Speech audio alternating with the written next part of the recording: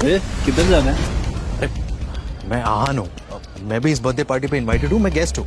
अब बड़े लोगों का पार्टी चल रहा है, थकने रहा है। अरे लेकिन मैं गेस्ट हूँ, मैंने कहा ना।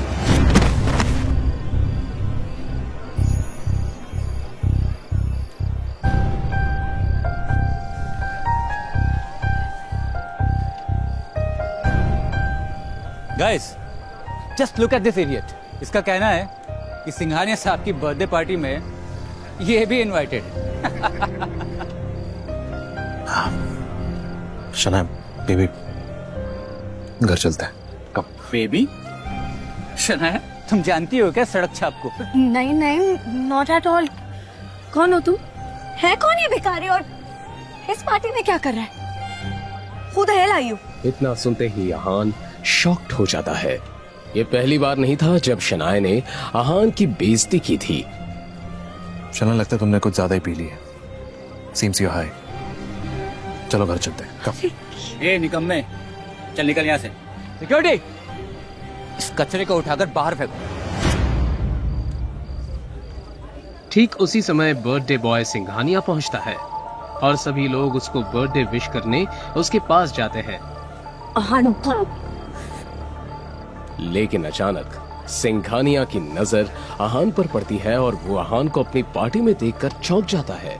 ये सारा नजारा देखकर बाकी लोगों के पसीने छूट जाते हैं। आहान सिंह रायजादा साहब, धन्यवाद हमारे जो आप यहाँ मुझ जैसे गरीब के बर्थडे पार्टी में पधारे। आइए सर, प्लीज प्लीज आइए सर। लेकिन आहान कुछ नहीं बोलता है और चुपचाप वहां से बाहर निकल जाता है। बाहर जाकर वो शनाया का इंतजार करता है।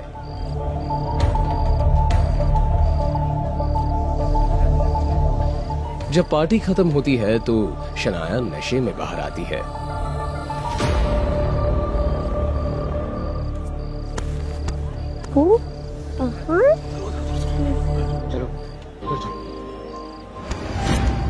बीवी है।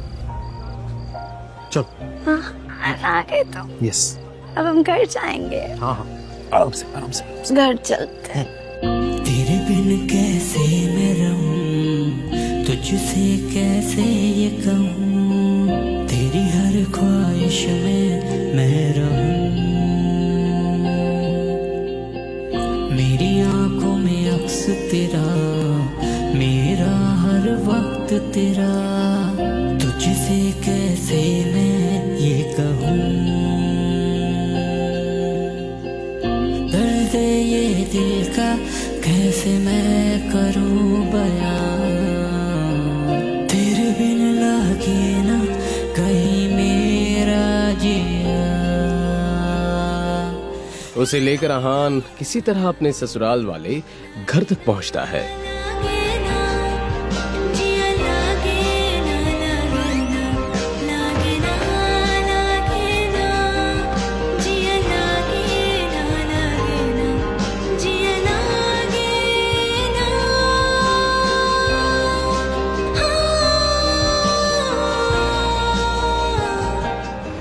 घर पहुंचते ही शनाया का कजिन शौर्य मिल जाता है।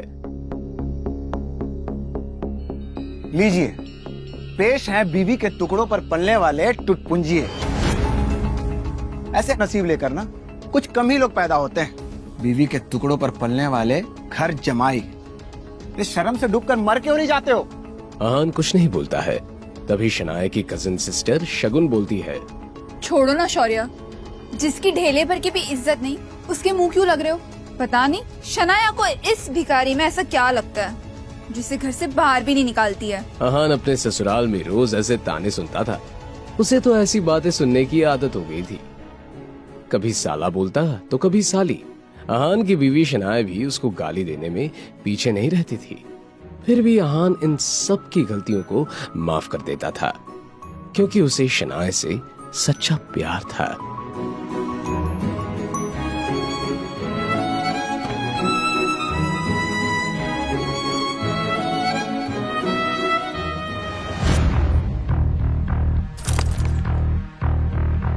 ये है तेरी असली औकात।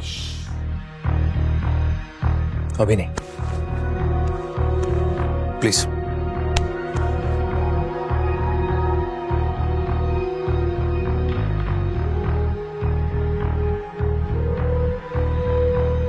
जिस दिन इन्हें मेरी हकीकत पता चलेगी उस दिन तो।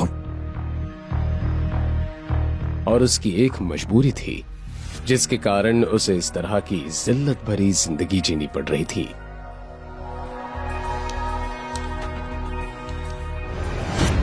आहान की हकीकत क्या थी ये कोई नहीं जानता था, लेकिन न जाने क्यों आहान भी किसी को नहीं बताना चाहता था। वैसे आहान इतना बेइज्जत होने के बावजूद भी सिर्फ शनाया की वजह से ही चुप रहता था।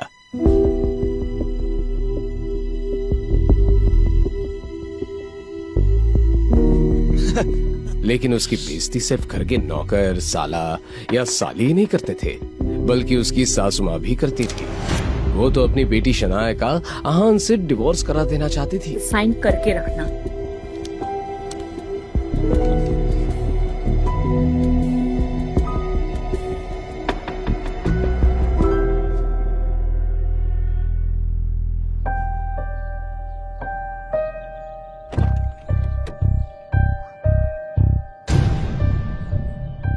हम अभी किसी को मिलने अंदर जा रहे हैं और उन सबके सामने गलती से भी तुम्हें ये नहीं बोलना है कि तुम मेरे हस्बैंड हो।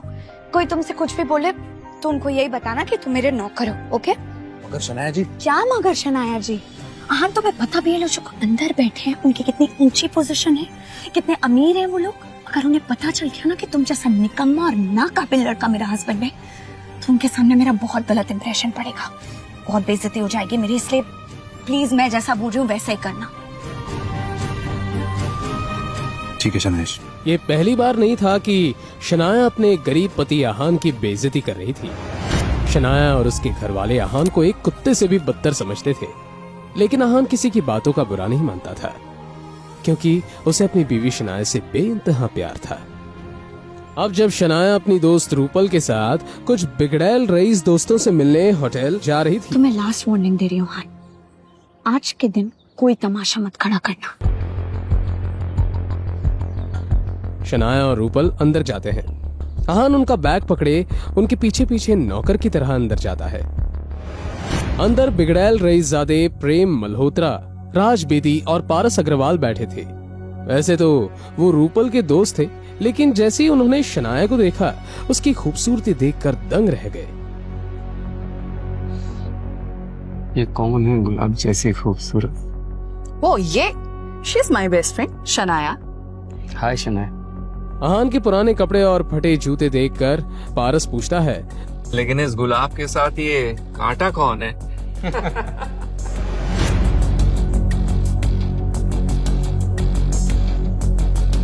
जी मैं आहान हूँ। अरे हाँ, याद आया, शनाया गिल। तो इसका मतलब ये वही निकम्मा आहान है जिसे शनाया के पापा शेखर गिल ने शादी कराई है, राइट शनाया?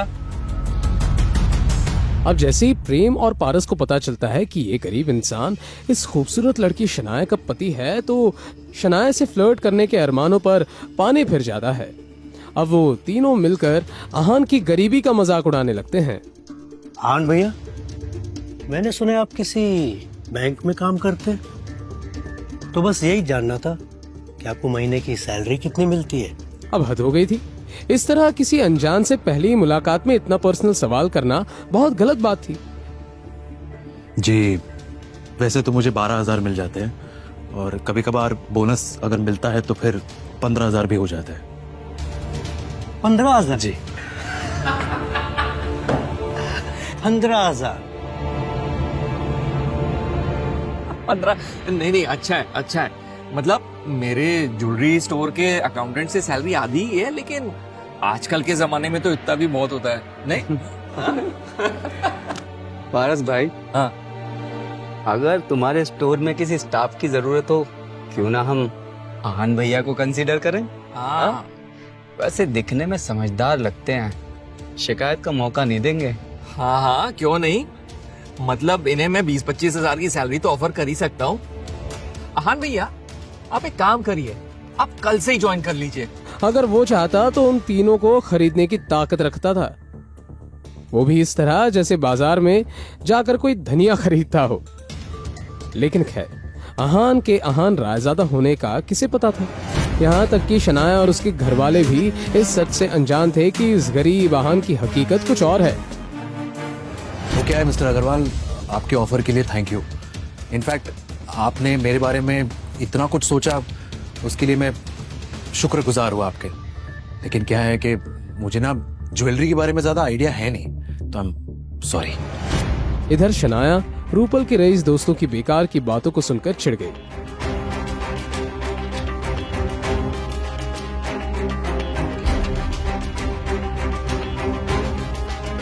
वॉशरूम को यूज करने के बाद जैसे ही वो बाहर निकली, बाहर आते ही उसने देखा कि दरवाजे के बाहर एक मोटा सा गंजा भद्दा सा अजीब सा आदमी खड़ा था। वाह, हुस्न की मलिका। आपको देखकर जो मेरे अंदर हो रहा है वो बताने लायक नहीं, दिखाने लायक है। How dare you! एक नंबर के घटिया और बदतमीज आदमी हो तुम। Very energetic. ये सब गंदी बातें ना जाके अपनी माँ और बहन के साथ करना। माँ बहन तो है ही नहीं, तो अब तुम ही मुझे सिखाओ कि इतनी खूबसूरत हसीना को कैसे क्या करते हैं। हाँ, घटिया। ज्यादा नखरे मत करो, अब 10,000 रुपए दूंगा।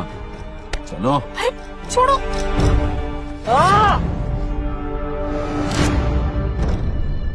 अब शनाया ने ज्यादा सोचे बिना उस आदमी के मुंह पर एक थप्पड़ चढ़ दिया।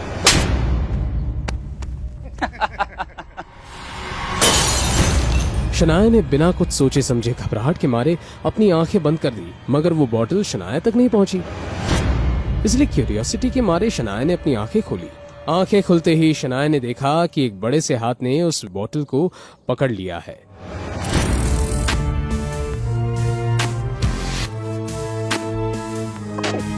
लगता है आपने कुछ ज्यादा ही पी लिया है। अगर आप घर पे वन पीस में जाना चाहते हो भी जिंदा, मेरी बीवी से माफी मांगनी है। तो अब मैं बताता हूँ कि किसे कितनी चढ़ी है।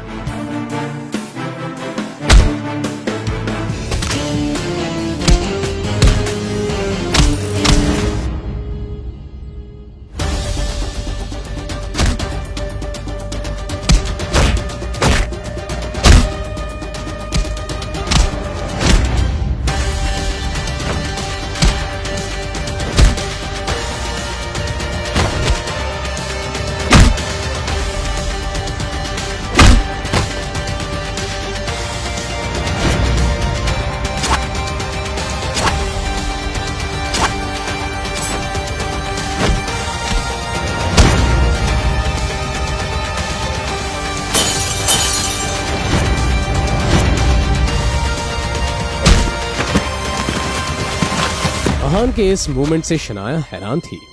उस बेचारी को अपनी आंखों पर यकीन नहीं हो रहा था। तभी रूपल का वो रईस ज्यादा दोस्त प्रेम मल्होत्रा और राज बेदी वहाँ पर शोर सुनकर भागते हुए आए। क्या हुआ ये? शनाया, क्या तुम ठीक हो? ये बहुत ही घटिया आदमी है। जैसे इसने मुझे अकेला देखा, मुझे छेड़ने लगा। शनाया की ये बात सुनकर अब प्रेम मल्होत्रा की आंखों में नाराजगी दिखने लगी। आज उसे शनाया पर अपना इम्प्रेशन भी तो जमाना था। ब्लडी हेल, तुम्हारी हिम्मत! उसने इस मैटर की पूरी जिम्मेदारी अपने हाथों में लेने का फैसला कर लिया।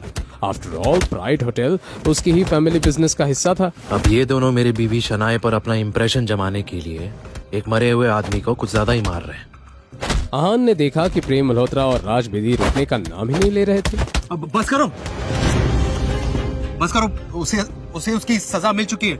ऐसे चलता रहो, मर जाएगा। आन भैया, आप किस बात से डर रहे हैं? और अगर ये यहाँ मर भी गया ना तो कोई फिक्र नहीं, मैं इस होटल का मालिक हूँ। पूरे मैटर को यहीं सेटल डाउन कर दूंगा। भले ही वो कुछ किए बिना चुपचाप मार खा रहा है, ये बात तो साफ है कि ये आदमी कोई आम आदमी नहीं है। शनाया को आहान पर चिढ़ मच रही थी, लेकिन ऐसे बड़े से होटल में सीन क्रिएट करना थोड़ा तो अजीब था। तो प्लीज बस करो तुम लोग। जितना मानना था मान लिया, अब हम चलते हैं यहाँ से। Let's go. ये शनाया की अच्छाई के कारण बच गया तू बेवड़े। चलो, अब शनाया ने कह दिया है तो छोड़ देते इस मोटे सांड को। चलो शनाया।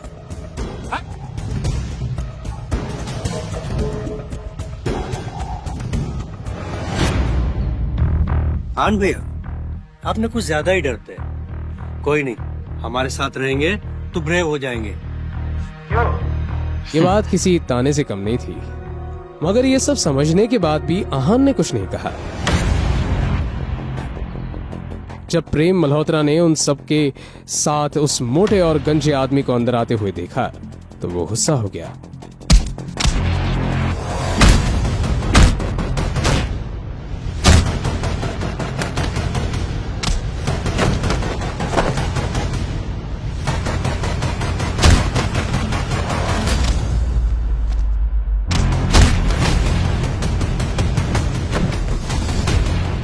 प्रेम मल्होत्रा कोई सीधा साधा फाइटर नहीं था, उसे कराटे में ब्लैक बेल्ट मिला था। एक एक करके प्रेम मल्होत्रा ने गजेंद्र के सारे साथियों को हरा दिया।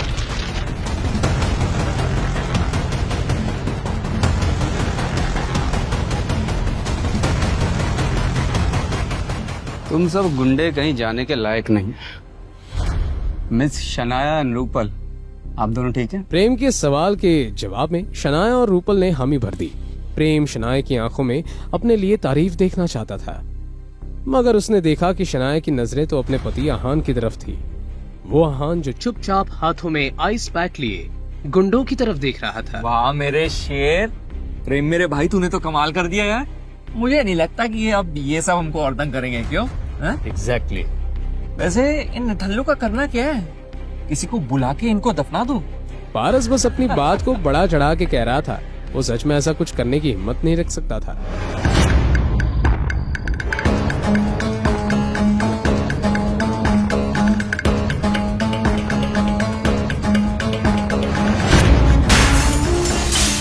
अरे बहुत बहादुर हो तुम लोग।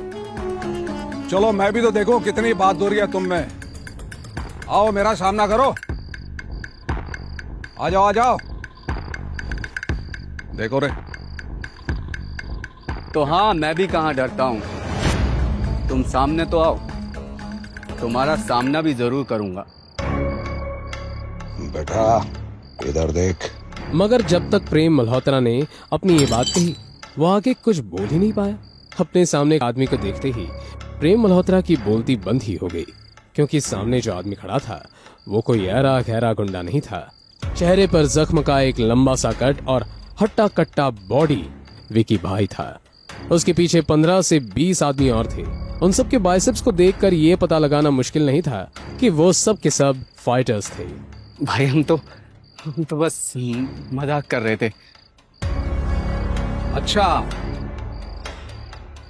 मजाक कर रहे थे? हाँ भाई। लाइफ में मजाक तो होना चाहिए। क्यों रे, तुम लोग मजाक करते हो ना? तो अभी मैं तुम लोगों के साथ थोड़ा मजाक करूं। बात करके सेटल डाउन कर लेते हैं ना। हाँ भाई। चलो रे मजाक करो। विकी भाई के गुंडों ने पारस और राज को मारना शुरू किया।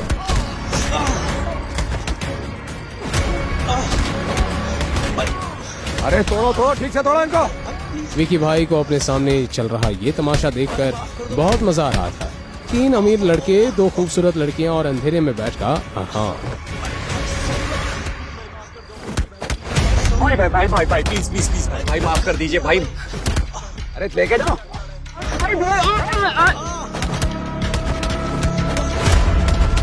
विकी भाई ने बाकी तीनों की तरफ ध्यान नहीं दिया और बस उन 3 रईसों के बिगड़ैल बेटों को तड़पते हुए देखने लगा।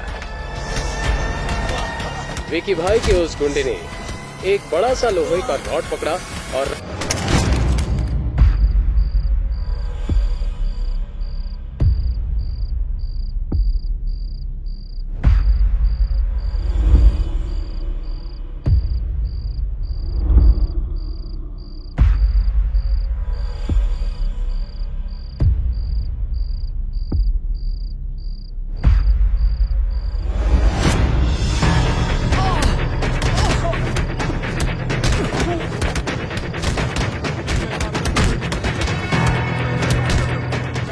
इसके हाथ पैर तोड़ दे, तब भी जबान बंद होना तो मुंडी तोड़ डाल। और 13वीं वाले दिन इसके मेयर बाप को 2 करोड़ रुपए भेज देना। शनाया ने गुस्से से चिल्लाकर कहा। विकी भाई ने जब इस आवाज की डायरेक्शन में देखा तो उसकी आंखें खुली की खुली रह गई। उसे अपनी आंखों पर यकीन नहीं हो रहा था। विकी भाई के ऐसे रिएक्शन से सब हैरत में थे। क्यों शनाया कि सिर्फ आवाज सुनकर विकी भाई जैसे बड़े गुंडे के माथे पर पसीना आ गया?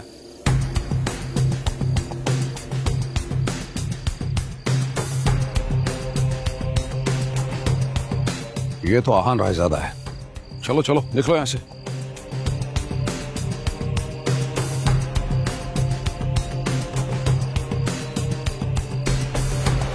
क्या विकी और आहान का पहले भी कहीं सामना हो चुका है? क्या सचमुच आहान एक सीक्रेट अमीर ज़्यादा है? अगर है तो फिर एक गरीब घर जमाई बनकर जिल्लत भरी जिंदगी क्यों जी रहा है?